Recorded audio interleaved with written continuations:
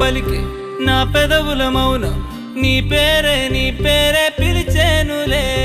నీ పిచ్చితోనే అల్లాడే ప్రాణం నిన్నే